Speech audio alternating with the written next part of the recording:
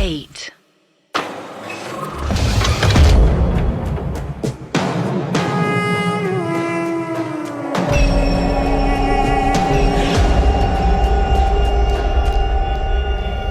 हर हवेली में कुछ ऐसे राज छुपे होते हैं जिनकी खबर सिर्फ उनमें रहने वाले लोगों को होती है, या यूं कहें कि उन्हें भी नहीं।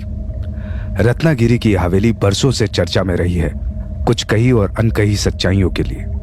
एक कमरे से जोर जोर से मंत्रों की आवाज आ रही है। ऐसा लग रहा है जैसे वो मंत्र आदमी और औरत साथ में दोहरा रहे हैं, किसी को अपने वश में करने के लिए। वो कमरा धीरे से खुलता है। वहां वृंदा, मंदाकिनी और एक 50 से 60 साल की उम्र का एक आदमी बैठा है, जिसकी एक आंख पत्थर की है। उसने काले रंग के कुछ अजीब ढंग के कपड़े पहने हैं और गले में अनगिनत मालाएं और ताबीज। उनके बीचों बीच हवन कुंड चल रहा है। उस कमरे में कोई और भी है और वो जमीन पर अधमरी हालत में पड़ा हुआ है।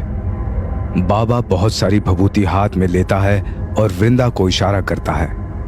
वृंदा खंजर उठाती है और उस अधमरे आदमी के हाथ पर चला देती है और बाबा वो भभूति उसके मुंह पर फेंक देता है। वो आदमी दर्द से करहाने लगता है। उस दर्द से वो उठ जाता है और अभय अभय चीखने लगता है। उसकी आवाज पूरी हवेली में गूंजने लगती है।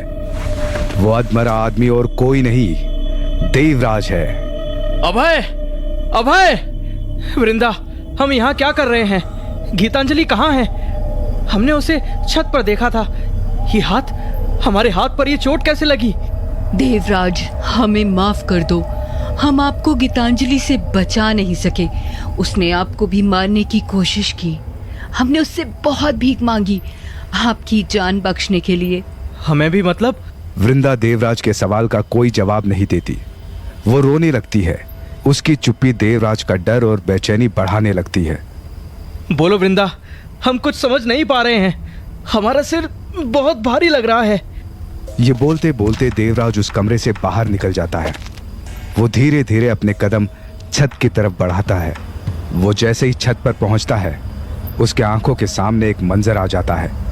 वो देखता है कि गीतांजलि हमेशा की तरह उनके 3 साल के बेटे अभय को प्यार से हवा में उछाल रही है।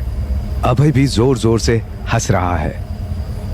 पर उसके बाद जो हुआ, देवराज को लगा मानो जैसे जिंदगी का सबसे भयानक सपना एक हकीकत बनके उसके सामने आ गया हो।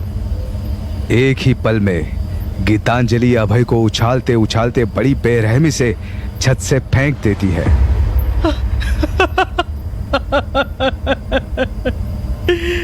नहीं गीतांजलि, क्यों?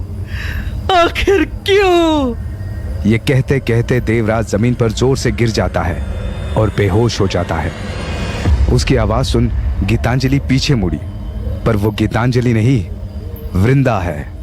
इस हादसे से पहले गीतांजलि वृंदा से मिलने उसके कमरे में जाती है और कहती है, वृंदा, हमारा मन बहुत घबरा रहा है। ऐसा लग रहा है जैसे कोई अपना हमसे दूर जा रहा है। कुछ देर के लिए बाहर टहलने जा रहे हैं। तुम अभी पर नजर रखना, कहीं इधर उधर ना गिर जाए। तुम बेफिक्र रहो गीतांजलि, हम इसका पूरी तरह से ख्याल रखेंगे। गीतांजलि महल से बाहर चली जाती है।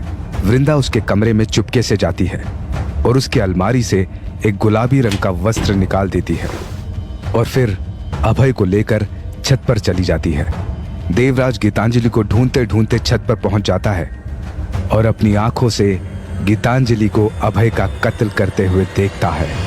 और दूसरी तरफ रत्नागिरी से कोसों दूर दिल्ली के जिस मेंटल असाइलम में देव ने अंजलि को भर्ती करवाया, उसी के कमरे के खिड़की से वो जोर जोर से चिल्ला रही है, बचाओ, बचाओ, मुझे कोई यहाँ से निकालो।